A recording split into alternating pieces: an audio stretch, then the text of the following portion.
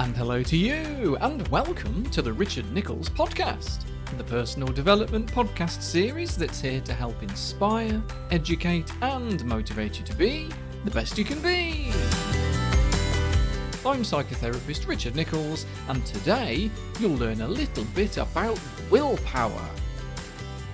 And if you're ready, we'll start the show. Hey, Happy New Year! How you doing? The first week back to work after a bit of time off at Christmas is often a tough week for people.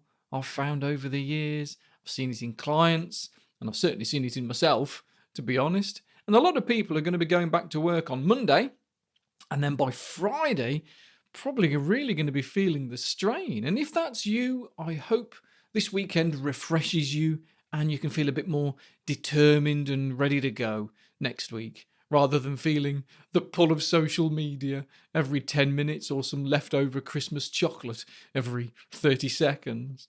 A lot of people messaged me throughout last year asking for an episode about willpower and self-control. And I thought I'd done more episodes on it before than I have, because I've done quite a few bits on Patreon about it, but I couldn't find very much for the public when I had a little search. I think I did something back in 2020, but I thought I'd go into it a little bit more today, because this is a good time of year to try and improve our self-control, and also a good time to notice just how hard it is.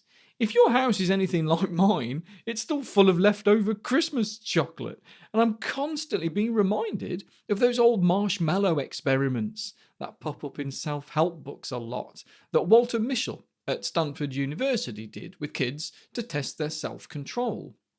This was a while ago, and not surprisingly, when you think about it, they don't have quite the same effect as they used to when they're replicated, which is interesting. If you're not massively familiar with the Stanford marshmallow experiments, I'll tell you a little bit about them now. So what these psychologists wanted to see was whether or not there was a link with how well a primary school kid could handle delayed gratification and their successes later on in life. So they tested this by giving these children the choice of either one marshmallow now or two later on. And they did find that the children that were willing to wait 15 minutes to get an extra treat, they did have what tends to be called better life outcomes. They had more qualifications when they were older, they were healthier, they were less likely to have drug or alcohol problems, that sort of thing. But it's not such a good predictor anymore. Kids don't seem to mind missing out on that extra treat by taking the single sweet now, because things don't feel quite as scarce anymore.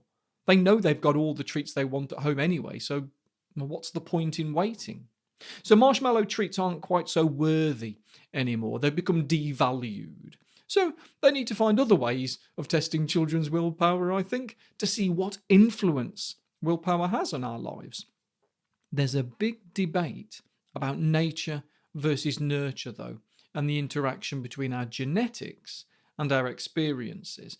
But it's worth recognising that it's not just our genetic stuff. It's not just an inborn part of our personality. I mean, it plays a big part, but we know that willpower can also be strengthened. It's a skill that just takes practice to hone it until it becomes habitual, part of who you are. And because it takes practice, that means struggling with it, which doesn't mean you're broken, it's just part of being human. It's worth me saying, though, that although it can be strengthened, it can and does still run out if you use it up. Let me remind you, or tell you about it if you've never heard me talk about it before, the experiment with the radishes, the cookies, and the impossible puzzle. Now, this was a study into the effects on our persistence if our willpower had recently been tested. They called it ego depletion. Nice and easy experiment to replicate. They got some participants, asked them all to skip a meal, and then split them into 3 groups. 2 of the groups were told to come along to a tasting session. The other group missed this bit out and just did the second part of the experiment, because what the other 2 groups had to do first was something to test their sensory memory, they were told. They had to eat something, wait a little while, and then fill in a questionnaire. So All individual, of course, one at a time. Each of these hungry participants starts off walking into a room where the experimenters had just baked some chocolate chip cookies, and the room smells amazing. On a table is a plate of cookies with some little chocolate sweets nestled against them, and another plate with some radishes on. Half of the people were asked to eat 3 or 4 cookies or chocolates, and the other half were asked to eat 3 or 4 radishes. They had 5 minutes to do that, and the experimenter left the room and watched them through a window to make sure they didn't cheat. After 5 minutes, there's a couple of questionnaires about their psychological state, and then they're asked to wait a while before they take another questionnaire. And whilst they wait, they're asked to do a little geometric puzzle. A little puzzle where they're given lots of paper and a pencil, and they're asked to copy out a shape, a line drawing, but they weren't allowed to go over the lines, and they couldn't take the pencil off the paper. That sort of puzzle. This is what they were told. I've got it written here. You can take as much time and as many trials as you want. You will not be judged on the number of trials or the time you will take. You will be judged on whether or not you finish tracing the figure. If you wish to stop before you finish, i.e. solve the puzzle, ring the bell on the table. Now, it was designed to be impossible. The drawing just couldn't be traced without taking their pencil off the paper or going over the same lines twice. It was just impossible. So persistence was the only thing that was being measured. So either they would ring the bell to say that they'd given up, or after 30 minutes, the experimenter would come in because the experiment had come to an end.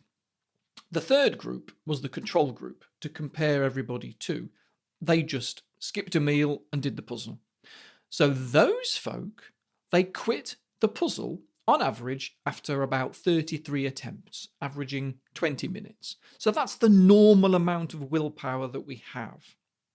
The people that were asked to eat either the cookies or the chocolate, the ones that hadn't had to hold themselves back from eating treats, they averaged 34 attempts and 19 minutes. So they worked a tiny little bit quicker. Maybe because they weren't so hungry, but they still quit at around the same time. And the radish group, the group that had to use some willpower, instead of 33 or 34 attempts, they only managed 19 goes. And instead of giving up at 19 or 20 minutes, they quit at 8 minutes. Interestingly, in the questionnaires, the radish group described themselves as more tired and more fatigued than either of the other groups, even more than the ones that had skipped a meal completely and ate nothing before they did the puzzle. Which might sound familiar if you've ever had a bad day where everything just feels harder. So ego depletion really is a thing, and this experiment has been replicated and shown the same results as well. So it's not a one-off. Willpower does run out if we use too much of it. But obviously it regains itself, and that's often forgotten about when psychologists talk about this experiment. Yeah, the big lesson does seem to be don't take on too much at once, especially this time of year. Don't quit your smartphone in the same week that you're also quitting vaping or need extra persistence to write an essay or something. But we also see from lots of studies over the years that willpower actually rebuilds itself. It doesn't run out and then stay out. It relights itself. And I want to know what actually helps it come back quicker, to see what the fuel is that reignites our willpower to give us that self-control. Because it's not just about not eating the party snacks we'd bought in advance for a family buffet this weekend for New Year. Self-control keeps us off social media. Self-control helps us to turn off the TV and not click next episode. Self-control gives us more time for the things we might be procrastinating about. It helps us to challenge any negative self-belief and raise our self-esteem. So it's useful. But for it to become second nature and effortless, it might take some effort first. What we find is that being specific helps. If there's an area of your life that you want to have more self-control over, then the more specific, the better. Rather than saying to yourself, I want to work with more focus, look at what that means, because it could be that your goal needs to be, I want to work on a project for 2 hours without checking my emails. In which case, then you know that turning off your email software is a good idea, because that extra half a minute it might take for it to load up is enough for you to know it's not worth clicking it. It gives you a longer gap between the thought and the behavior to be able to go, nope, I need to carry on with what I'm doing. So be specific. If you're always late for appointments, set a goal of being 5 minutes early for everything and think about how good that would feel. Value that feeling of being reliable, and at the same time, devalue the extra 5 minutes that you spent on social media or whatever is the reason to be consistently late, if that's what it is. That old marshmallow experiment did give us some good insight into what helps us, actually, because there were quite a few different versions of the experiment. When the children were asked to think about how sweet and chewy the marshmallow was, they found it hard to resist it. When they were asked to look at it and see how much like a fluffy cloud it resembled, they had more self-control. When it was in a see-through box, as opposed to a completely opaque box, and so it was out of sight and out of mind, that helped as well. That was replicated with some studies with office workers actually having M&Ms in a clear bowl rather than an opaque one. That made them eat more of them, and having the bowl on the desk next to them rather than on their own desk helped as well. Again, it creates a gap between the thoughts and the behaviours that gives you the chance to go, nope. We know that attitude helps. So devaluing the distraction and increasing the value of the goal is definitely helpful. One cross-cultural study showed something quite interesting once. In a lot of places, homework is a chore. Broadly speaking, it's a pain in the backside that has got to be done just to play the education game. But in Chinese culture, homework is viewed more like practicing work, so as to make the schoolwork less difficult when you do it. That's a great attitude. Not sure my kid would have felt the same way when they were at school, but what did help them was thinking about the end result of not having any homework. The idea of having a weekend free of homework was attractive enough that it could strengthen their self-control during the evenings, in the week, to get them off of YouTube. Like I say, it increases the value of doing the homework in this case. A bit like how when people who like audiobooks listen to them when they exercise. They increase the amount of time they exercise if they only listen to the audiobook when they exercise. If they listen at other times too, it doesn't help because it hasn't increased the value of the exercise enough, because they can sit on the sofa and do that. Psychologists call this temptation bundling. So, if you like audiobooks, maybe only listen when you're doing a task that you've got little value for, like exercising or housework or commuting. I know that's a slightly different angle than self-control, but if you hate your 45-minute commute to work and you can find a way of not, then your day is definitely going to be improved. When someone comes to me with an issue that takes a lot of self-control to overcome, like nail biting or trichotillomania, which is the compulsive pulling out of hair, surprisingly common, that one, they often say that there's a correlation with stress, even though it doesn't actually calm them down. So it seems odd that when they've had a bad day, they find themselves doing it more.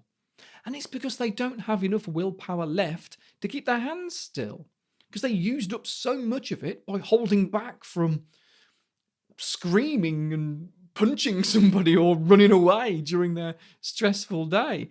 It's called the fight or flight response for a reason, isn't it? And stress does make us feel like that.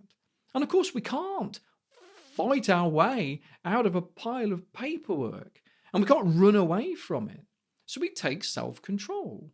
And then there's not enough left in the reserves at the end of the day to keep our hands out of the Terry's All Gold box. So don't beat yourself up as you're improving in this. It's a journey. Well, we need to bring the episode to a close for today, so I'll leave you for now. You know where I am. If you need anything, look me up on Patreon if you want a little bit of extra help. £6 a month and far cheaper than seeing a therapist every week. And some people have told me they find it just as valuable, actually. Link is in the description as always, and I'll be back before you know it. There is a 5-minute bonus episode tomorrow anyway, actually, which I am literally about to record. So I'll speak to you then. Ta-ra!